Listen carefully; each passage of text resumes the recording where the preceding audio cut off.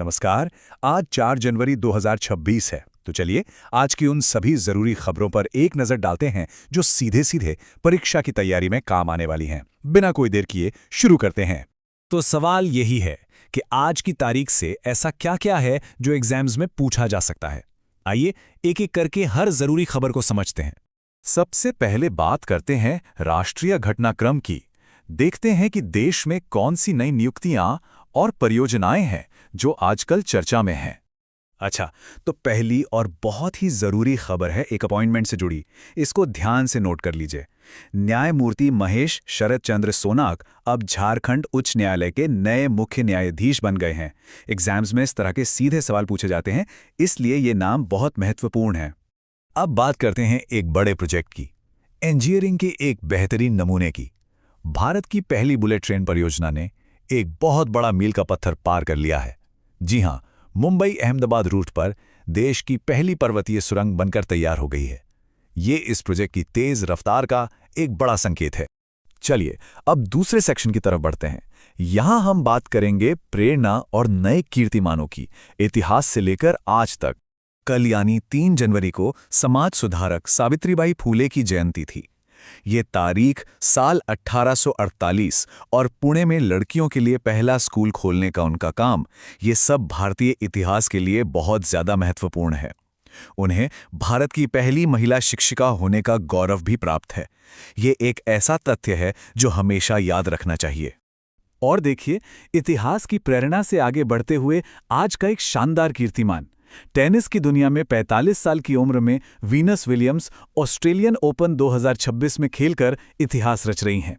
ये खेल के प्रति जुनून की एक जबरदस्त मिसाल है। अब बात करते हैं अर्थव्यवस्था की। यहाँ हम एक बहुत ही महत्वपूर्ण आर्थिक इंडिकेटर यानी भारत के विदेशी मुद्रा भंडार पर नजर डालेंगे। जरा ये आंकड़ा देखिए। 26 दिसंबर को खत्म हुए हफ्ते में भारत के विदेशी मुद्रा भंडार में लगभग 3.3 अरब डॉलर की शानदार बढ़ोतरी हुई है। ये हमारी अर्थव्यवस्था की मजबूती का एक बहुत बड़ा संकेत माना जाता है। लेकिन इस नंबर का असल मतलब क्या है? तो देखिए, विदेशी मुद्रा भंडार को किसी भी देश की आर्थिक तिजोरी की तरह समझ सकते हैं, जिसमें विदेशी मुद्रा, सोना और दूसरी संपत्तियां रखी होती हैं। ये भंडार जितना मजबूत होता है, देश की आर्थिक स्थिरता उतनी ही ज्यादा मानी जाती है। अर्थव्यवस्था से अब सीधे चलते हैं पर्यावरण की दुनिया में। यहाँ हम पश्चिमी घाट में पाई जाने वाली एक अनोखी और दुर्लभ प्रजाति के बारे में जानेंगे जो हाल ही में काफी चर्चा में रही है।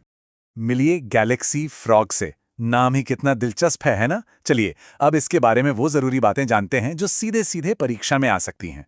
इस स्लाइड पर थोड़ा ध्यान दीजिए। इसका वैज्ञानिक नाम है मेलानोबैट्राकिस इंडिकस।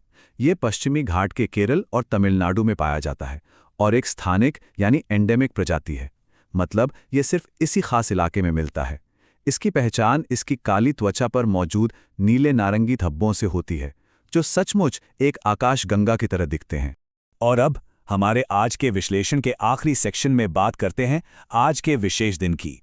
आज 4 जनवरी को पूरी दुनिया में विश्व ब्रेल दिवस मनाया जा रहा है। तो ये दिन इतना महत्वपूर्ण क्यों है? असल में इसका मकसद है ब्रेल लिपि के महत्व को लेकर जागरूकता फैलाना। ये दृष्टिबाधित लोगों के लिए संचार और शिक्षा के मानवाधिकार को सुनिश्चित करता है। और ये दिन इसके आविष्कारक लुई ब्रेल के जन्मदिन के सम्मान में मनाया जाता है। तो चलिए अब एक फटाफट रिवीजन हो जाए। देखते हैं आज की इस चर्चा से कितना कुछ याद रहा। तैयार हैं? पहला सवाल, झारखंड उच्च न्यायालय के नए मुख्य न्यायाधीश कौन बने हैं? सही जवाब है न्यायमूर्ति महेश शरद चंद्र सोनाक। अगला सवाल, हाल ही में किस बड़ी परियोजना के लिए पहली पर्वतीय सुरंग का काम पूरा हुआ है?